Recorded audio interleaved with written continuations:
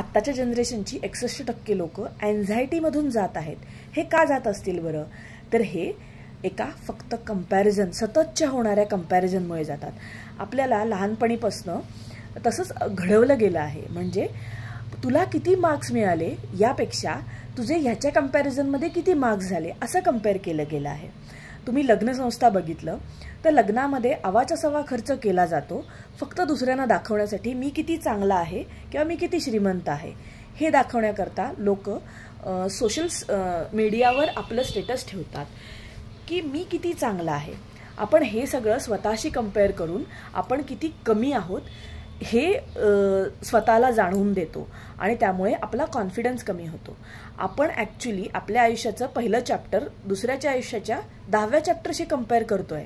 तर हे न करता माझं म्हणणं किंवा माझा विश्वास असा आहे, जर आपण आपलं आयुष्य, प्रत्येकाचं आयुष्य युनिक आहे, प्रत्येकाचा बॅकग्राऊंड वेगळा आहे, प्रत्येकाचं अपब्रिंगिंग वेगळं आहे, तर आपण जर स्वतःशी कंपेअर केला, आपला कालचा आपण आपल्या आजची कंपेअर केला तर आपण एक वेगळं आयुष्य जगत असू. म्हणजे आपण एका वेगळ्या प्रकारे आपलं आयुष्य अर्थपूर्ण बनवतो. जर तुम्हाला हे कसं बनवायचं हे जाणून घ्यायचं असेल तर खालील लिंकवर क्लिक करून माझं सेशन जॉईन करा.